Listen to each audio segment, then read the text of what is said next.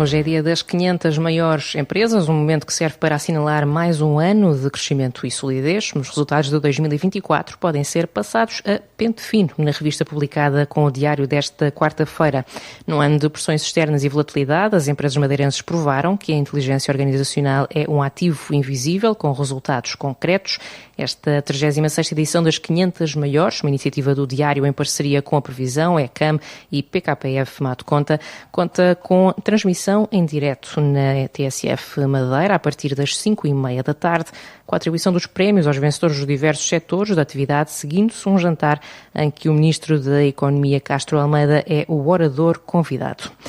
A União dos Sindicatos da Madeira perspectiva uma grande mobilização dos trabalhadores madeirenses no próximo dia 11 de dezembro, com adesão à greve geral convocada pela Intersindical, CGTP e pela UGT, como forma de protesto contra o pacote laboral que o Governo da República vem apresentando nas últimas semanas. Sem dúvida. Eu acho que toda a mobilização, toda a informação que nós estamos a passar, os trabalhadores até ficam incrédulos de como é que é possível estarem a retirar estes direitos, mas estes direitos estão em cima da mesa e não podem retirar os nossos direitos, enquanto para outros há sempre mais. Para quem trabalha é só cortar.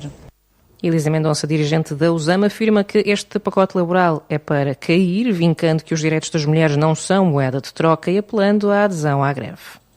Nós reiteramos uma vez mais que o direito das mulheres não é moeda de troca e não são negociáveis.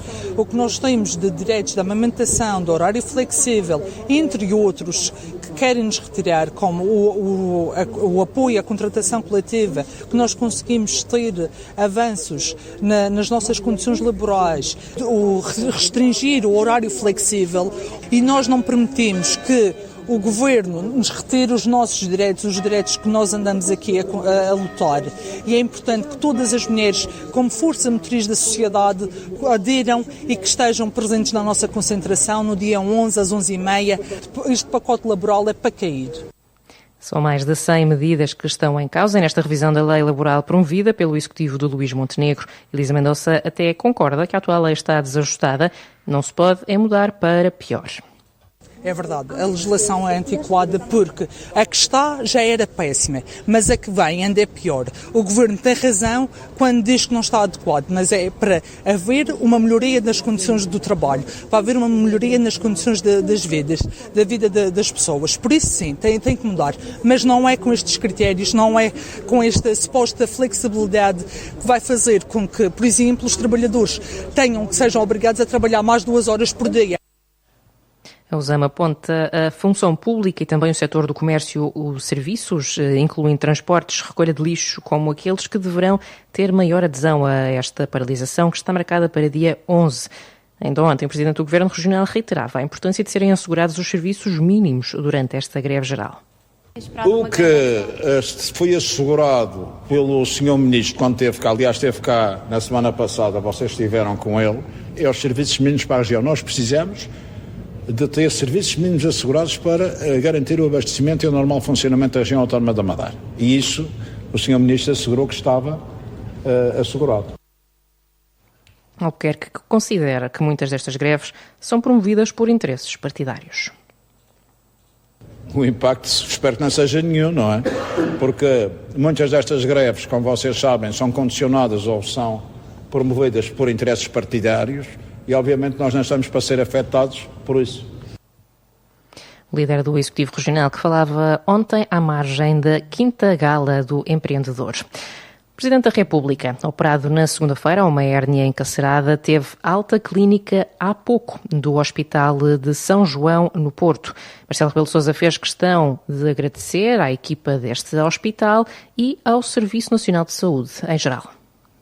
Queria, antes do mais, agradecer a este hospital, na pessoa da sua Presidenta, na direção, aos 8.500 trabalhadores, que é um mundo, de facto, a forma tão competente, tão eficiente, tão dedicada, tão acolhedora, como me receberam e trataram, e pude verificar, de facto, como isso é uma prova da excelência do Hospital e do Serviço Nacional de Saúde. O Serviço Nacional de Saúde, uma vez mais, está de parabéns do ponto de vista do agradecimento do Presidente da República e do cidadão Marcelo Rebelo de Sousa, que aqui se confundem, o doente e o Presidente da República. Não é a primeira vez que recorro em situações mais complicadas nos meus 2 mandatos e recorri sempre ao Serviço Nacional de Saúde, em diversas unidades. Hoje agradeço aqui uma intervenção numa situação que é congénita, é de família, que é o tropismo para hérnias intestinais. O meu pai tinha, a minha filha tem, e eu, como sabem, é a 4ª hérnia operada, e esta inesperadamente, e nesse sentido foi uma intervenção muito rápida, muito eficaz, muito decidida desta unidade, a de operar, e ao que dizem com sucesso, e eu realmente sinto-me francamente bem, a esta distância dos acontecimentos. Hoje queria agradecer a este hospital o modo como eu conheci-o muito bem, como Presidente da República, ter visitado várias vezes e ter apoiado várias iniciativas. Mas os portugueses, com todos os problemas que tem o Serviço Nacional de Saúde, e nós sabemos que tem, de facto, devem ao Serviço Nacional de Saúde uma função inestimável, e por isso diz muitas vezes que é uma grande conquista da democracia, mas que precisa de ser alimentada e renovada e apoiada permanentemente, porque tem sido uma garantia da saúde de milhões de portugueses ao longo destes 50 anos. Um elogio ao Serviço Nacional de Saúde, que precisa de ser mimado, segundo Marcelo Rebelo de Sousa. Housing First é o modelo proposto pelo Partido Socialista Madeira como mais uma resposta para as pessoas em situação de sem-abrigo. A proposta foi apresentada na última reunião plenária da Assembleia Regional pela deputada socialista Isabel Garcês e hoje apreciada na generalidade, motivando troca de galhardetes entre PS e PSD. O projeto consiste no acesso imediato a uma habitação como ponto de partida de um processo de tratamento, reabilitação e reintegração na sociedade. A deputada do PSD, Vera Duarte, defende, contudo, que não basta entregar uma casa. Os estudos indicam que os impactos do modelo na componente de integração social são, até ao momento, modestos. Não basta entregar uma casa. Investigações recentes mostram aquilo que o PSD sempre defendeu e que está bem priorizado, além das soluções habitacionais, sejam elas de que índole for, importa complementá-las com estratégias mais amplas de participação social, de emprego, de saúde e de bem-estar. Não basta dar uma casa, porque muitos beneficiários podem, inclusive, continuar a enfrentar situações de isolamento, de pobreza, de desemprego, de saúde mental e relacionados com o consumo de substâncias. Tirar as pessoas da rua e colocá-las numa casa não determina automaticamente nenhum sucesso e muito menos uma reintegração social plena. A resposta chegou pela voz de Paulo Cafofo, que defende que a casa não deve ser a recompensa, mas sim a base. O partido sugere esta como uma medida complementar às políticas já implementadas na região. A Rede Europeia Antipobreza, ainda precisamente na apresentação do Plano Estratégico para as pessoas em situação de sem-abrigo de 2025-2029 da Câmara Municipal do Funchal, a sua responsável aqui na região disse, e não fui eu, de que é um modelo mais eficaz baseado na evidência científica, com uma taxa de retenção habitacional superior a 80%. Diz mesmo que esta é a melhor proposta em termos de custo e eficácia a longo prazo. A casa não é recompensa, a casa é a base para a pessoa resolver os seus problemas de saúde, muitas vezes de toxicodependências, saúde mental e também de dificuldades financeiras. E por isso eu não podia estar mais de acordo com a senhora deputada Vera Duarte, quando diz que não basta dar a casa. E, efetivamente, não basta dar a casa. E este modelo não é dar a casa e abandonar as pessoas. Este modelo implica visitas domiciliárias, implica tratamentos de dependência, apoio social e integração laboral. Vera Duarte criticou a moral do Partido Socialista, lembrando que os seus tempos na liderança da Câmara do Funchal, em que, segundo a parlamentar social-democrata, nada foi feito nesta matéria, fora cacifos que falharam. Não duvidando da boa vontade e da política construtiva do Partido Socialista, só tenho pena que, quando liderava a Câmara Municipal do Funchal, aquilo que mais sobressaiu da sua ação com as pessoas em situação de sem-abrigo foi a criação de cacifes solidários no Jardim do Campo da Barca, que viraram correios de droga, e o conflito e consequente despejo de uma associação que colaborava nesta área. Parece-me que sobre políticas de intervenção com a população em situação de sem-abrigo estamos conversados. E sobre a moral do Partido Socialista também. Ora, Paulo Cafofo garante que os cacifes eram parte de uma estratégia multidisciplinar. O PSD procura manipular esta situação. Os cacifes eram uma parte de uma estratégia que implicava não só equipas multidisciplinares de rua, como protocolos com associações e um mapeamento e acompanhamento individualizado de cada uma destas pessoas em situação de sem-abrigo. E, portanto, quem não conhece a realidade é que acha que os cacifes são um acessório. Não, são uma parte, até porque as pessoas que podemos pensar, bem, os seus pertences não valem nada, às vezes é tudo o que as pessoas têm. E é a partir dos cacifes também que se estabelece uma relação de confiança para fazer um trabalho de acompanhamento que é efetivamente necessário. Vera Duarte insiste que os cacifes não funcionaram. De facto, os cacifes não foram parte da resposta, porque os senhores não quiseram que fosse parte da resposta. Porque, além dos cacifes, aquilo que os senhores conseguiram fazer foi criar conflitos com as associações que trabalhavam nessa altura na cidade do Funchal em torno desta matéria, foi não estabelecer pontes com as entidades que já elaboravam nesta matéria. Há até alguém que diz, e não sou eu, que houve um corte total do apoio dado por parte do município do Funchal. Cafofo acusa o PSD de sobranceria. Eu acho que não adianta nós estarmos aqui a ir para o passado numa matéria que eu tenho orgulho do trabalho que fiz na Câmara Municipal do Funchal, quando não fiz mais que muito ver a verdade. E esta situação, Sr. Deputada, devia nos envergonhar a todos, não é o PS, nem a mim, porque efetivamente temos mais pessoas em situação de sem-abrigo hoje, devia envergonhá-lo a si, ao Governo Regional e a todos nós que temos responsabilidades políticas, a todos nós. E esta recusa em aceitar que se possa avançar e evoluir numa nova proposta, aliás, à semelhança da sua arrogância na forma como aborda e da forma como aqui traz um problema, tem todo o direito à crítica política e eu aceito as críticas todas. Agora, não devíamos utilizar a sobranceria num tema tão delicado como este. A deputada Vera Duarte acaba por acusar o PS de querer tapar o sol com a peneira.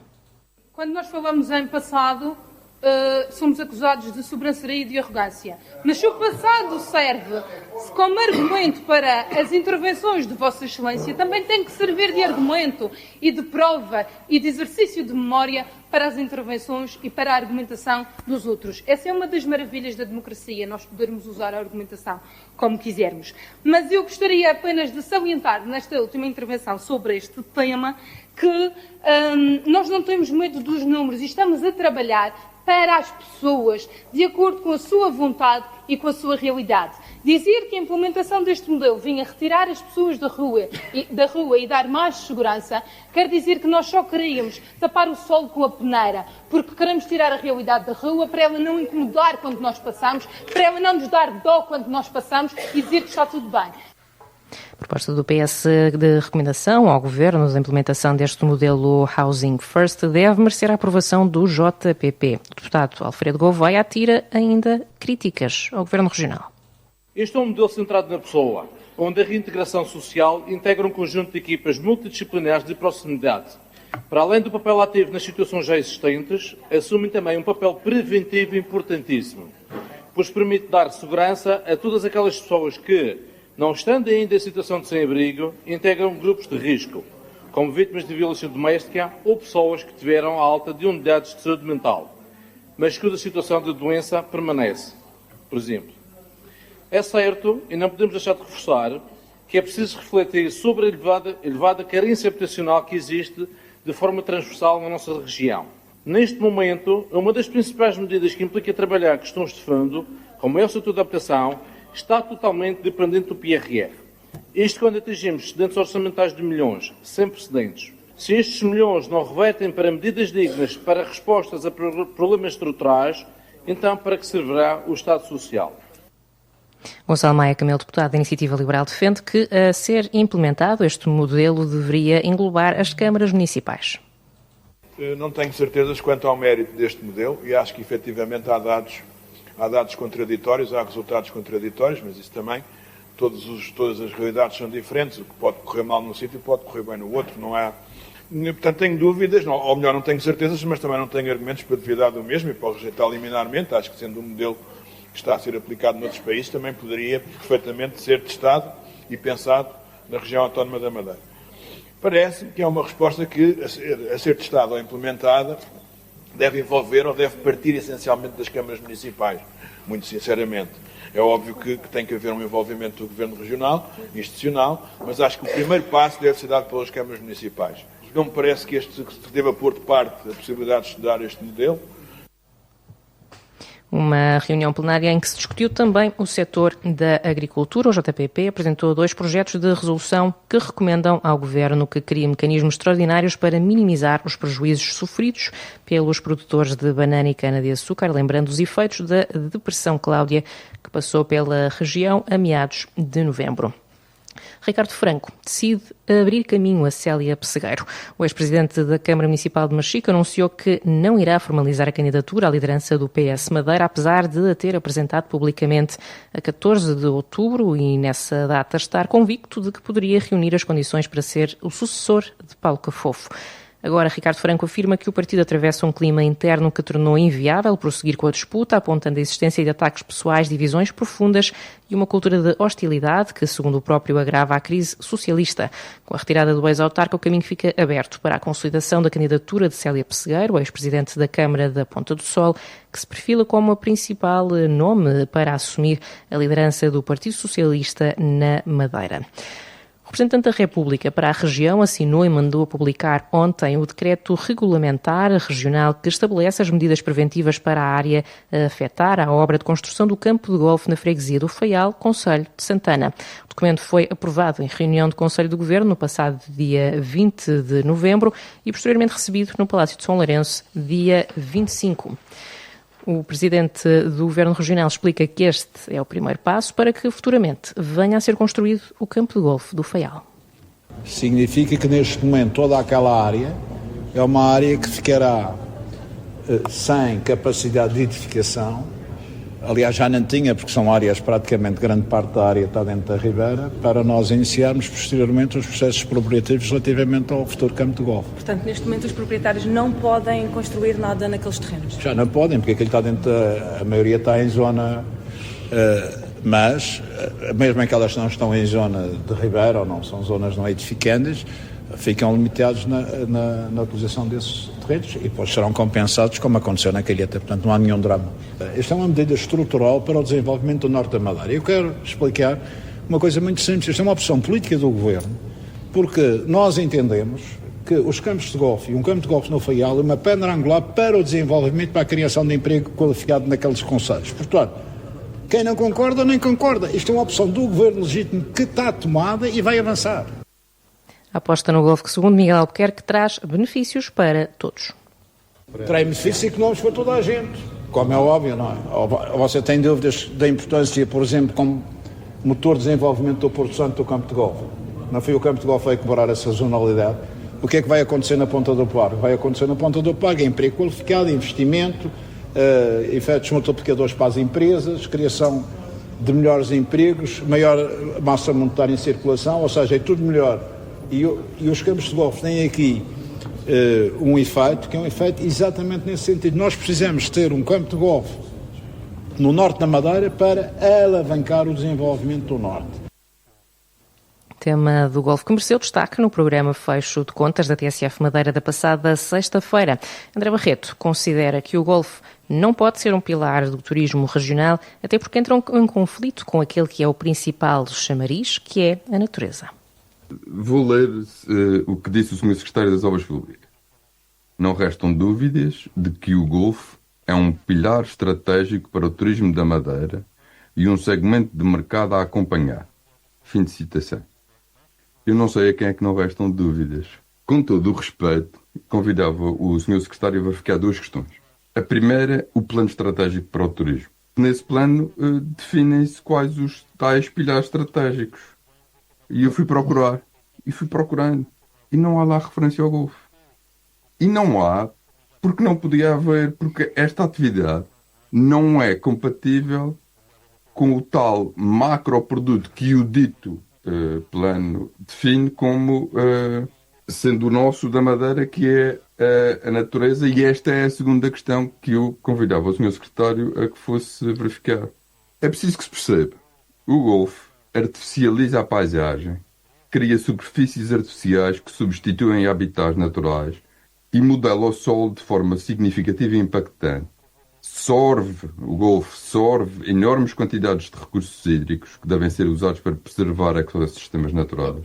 Portanto, natureza e Golfo só se for natureza morta. Considerações do comentador André Barreto, no fecho de contas da TSF Madeira. Neste fecho, saiba que até à meia-noite está em vigor o aviso amarelo para a agitação marítima, para a costa norte da Madeira e também para o Porto Santo. Ao longo de 12 horas, desde o meio-dia, o Instituto Português do Mar e da Atmosfera espera ondas de noroeste com 4 a 4,5 metros de altura.